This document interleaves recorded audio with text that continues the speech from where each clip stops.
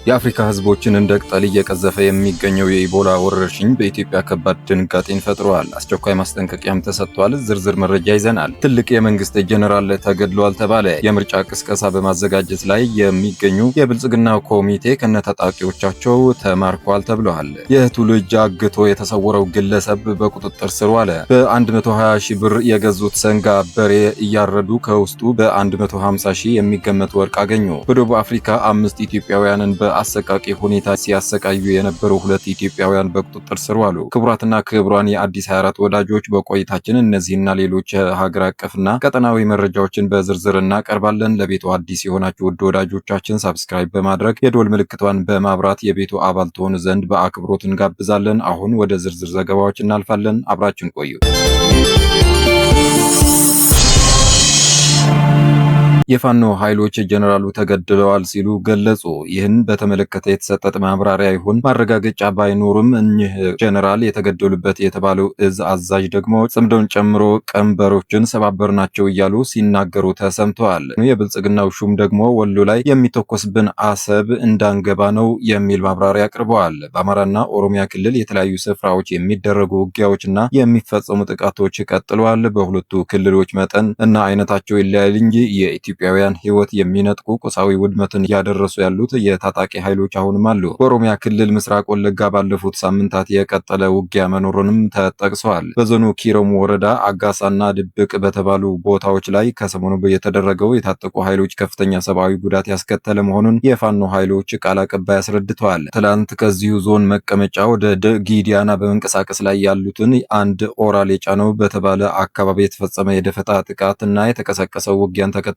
የማዕከላዊ እዝ ኮር አዛዥ የሆኑት ብርጋዴር ጀነራል አስናቅ አይተነው ተገድለዋል ብለዋል። የቀድሞ የቢቢሲ ጋዜጠኛና የኮመንዌልዝ ፕሮፌሰር ማርቲን ፕላውትን እኚህ ጀነራል በቀጠናው በሚንቀሳቀሱና ራሳቸውን በፋኖ ስር በሚገልጹ ኃይሎች ተገድለዋል ሲሉ ጽፈዋል። የሚመሩት ሰራዊታቸው ክፍልም ይሁን መከላከያም በጉዳዩ ላይ የሰጠው ማስተባበያ ይሁን ማረጋገጫ እስካሁን የለም። ለጎዳና ላይ የምርጫ ቅስቀሳ የሚሆን ህትመቶችን በማዘጋጀት ላይ በሚገኙ የብልጽግና የምርጫ አስተባባሪ ኮሚቴ አባትን ባጀቡ ሚሊሻና ፖሊሶች ላይ የራስ አበበ አረጋይ ክፍለ ጦር እርምጃ ወስዷል ተብለዋል። የአገዛዙን እድሜ ለማራዘም ቀን ከሌሊት በሚታትሩ ወዳደሮች ላይ ድርጅታችን አማራ ፋኖ ብሔራዊ ንቅናቄ ባስተላለፈው የማስጠንቀቂያ መልእክት መሰረት የሸዋ ጠቅላይ ግዛት አሳምነው እዝ ጽጌ አምደ ጽዮን ኮር ጀግናዊ አበበ አረጋይ ክፍለ ጦር አገዛዙ ወደ ኦሮሚያ ባካለለው በግራሪያ ወይም ፍቼ ሰላሌ አውራጃ ደብረ ጽጌ ወረዳ ድረስ ዘልቀው በመግባት በትላንትናው ዕለት ከምሽቱ 3 ሰዓት ተኩል ላይ በብልጽግናው አገልጋዮች ላይ የማያዳግም እርምጃ ሲወስድ የምርጫ ቁሳቁሶችና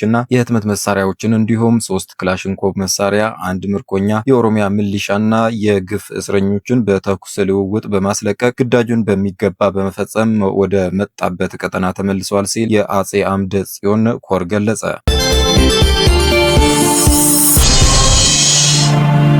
የእህቱን ልጅ አግቶ የተሰወረው ግለሰብ በህግ ቁጥጥር ስር ዋለ። ነዋሪነቱ ማዕከላዊ ጎንደር ዞን አርማጭሆ ወረዳ ጃሃ ቀበሌ የሆነው ደረጃው አበራ ዳኛው የተባለው ግለሰብ ያልተገባ ጥቅም ለማግኘት ጽዮን ዘለቀ አዛናው የተባለችን የ8 ዓመት ህፃን በቀን 14 ቀን 2018 ዓ.ም የተሰወረ ሲሆን በወረዳ ፖሊስ ብርቱ ክትትል በትላንትናው ዕለት እጅ ከፈንጅ ተይዞ በቁጥጥር ስር መዋሉን የላይ አርማጭሆ ወረዳ ፖሊስ ጽሕፈት ቤት ተወካይ ኃላፊ ምክትል ኢንስፔክተር መላሽ መላኩ አስታውቀዋል። ፖሊስ አዛዡ እንደተናገሩት ግለሰቡ የእህቱ ልጅ የሆነችውን ህፃን በማታለል ወደ ታች አርማጭሆ ወረዳ ሙሴ ባምብ ቀጠና በመውሰድ ከቤተሰቦቿ ገንዘብ የጠየቀ ሲሆን የወረዳው ፖሊስ በቀጠናው ከሚንቀሳቀሰው የሀገር መከላከያ ሰራዊትና ከታች አርማጭሆ ወረዳ ፖሊስ ጋር በመቀናጀት ባደረገው ብርቱ ክትትል ግለሰቡ ህፃኗን እንደያዘ ታች አርማጭሆ ወረዳ ካፈንታ ቀበሌ ፈረስ መግሪያ ላይ በቁጥጥር ስር መዋሉን ገልጸዋል። ፖሊስ ታጋች ህፃንን ለቤተሰቧ በማስረከብ ግለሰቡ ላይ ተጨማሪ ምርመራ በማድረግ መረጃ እያጣራ መሆኑን አክለው ገልጸዋል። መረጃው የተገኘው ከላይ አርማጭሆ ወረዳ ፖሊስ ጽሕፈት ቤት ነው።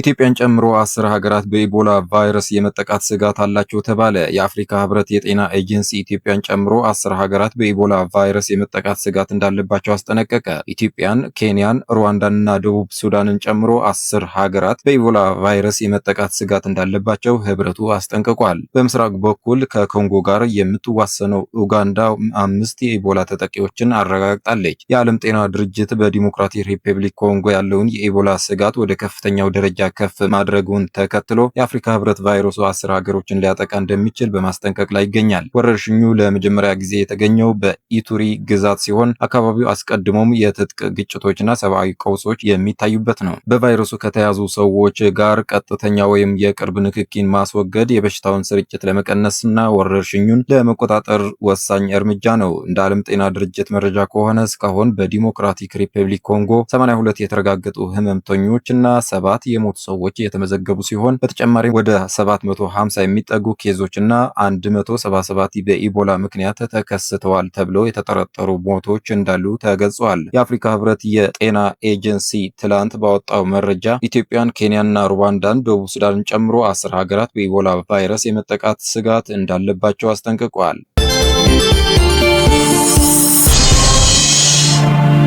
በ120 ሺህ ብር የገዙት ሰንጋ በሬ ትላንት እያረዱ ከውስጡ በ150 ሺህ የሚገመት ወርቅ አገኙ።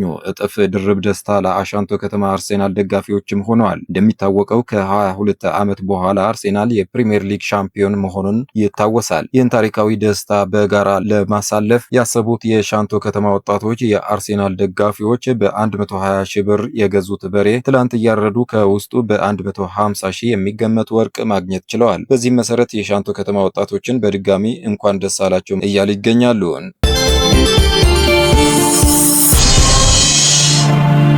በደቡብ አፍሪካ 5 ኢትዮጵያውያንን በአሰቃቂ ሁኔታ ሲያሰቃዩ የነበሩ 2 ኢትዮጵያውያን በቁጥጥር ስር ዋለው። በደቡብ አፍሪካ ሊምፖፖ ግዛት በቬምፔ ዲስትሪክት 5 ኢትዮጵያውያንን በአንድ ክፍል ውስጥ ዘግተው ሲያሰቃዩ የነበሩ 2 ኢትዮጵያውያን በቁጥጥር ስር መዋላቸው የሊምፖፖ ግዛት ፖሊስ አሳውቀዋል። አንድ ጂያኒ በተሰኘ አካባቢ የሚኖር ኢትዮጵያዊ ወንድሙ መታገቱንና አጋቾቹም በስልክ እየደወሉ ቤዛ እየጠየቁ መሆኑን ሚያዝያ 29 ቀን 2018 ዓ.ም ለፖሊስ ያመለክታል። ይህንን ተከትሎም የሊምፖፖ የተደራጁ ወንጀሎች መከላከል ቡድን ባደረገው ክትትል ግንቦት 8 ቀን 2018 ዓ.ም ሌቮፑ በሚሰኝ አካባቢ በሚገኝ አንድ የችርቻሮ መደብር ወይም ስፓዛ ሾፕ ላይ ድንገተኛ ፍተሻ ያደርጋል። ፖሊስ በደረሰበት ወቅት እድሜያቸውን ከ18 እስከ 24 ዓመት የሚሆኑ 5 ኢትዮጵያውያን ወጣቶች በክፍል ውስጥ ተቆልፎባቸው ተገኝተዋል። ታጋቾቹ ለ12 ቀናት ታስረው እንደቆዩ፣ ልብሳቸው እንደተገፈፉ፣ በቂ ምግብ እንደማያገኙና በአስከፊ ሁኔታ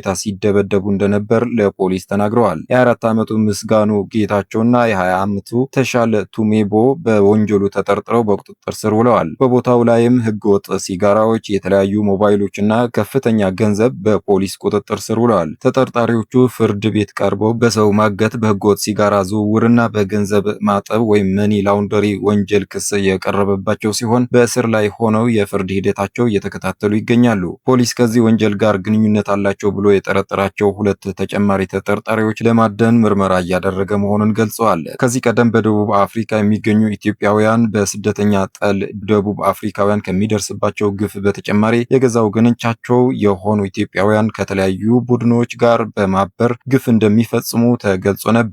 እስር ቤት ጭምር ያሉ ኢትዮጵያውያን የገዛ ወገናቸው በቅጥረኛ ነፍሰ ገዳይ እንደሚያስገድሉ፣ እንደሚያሳግቱና እንደሚያዘርፉ እዛው ነዋሪ የሆኑት ኢትዮጵያውያን ጠቁመውን እንደነበረም ተገልጿል።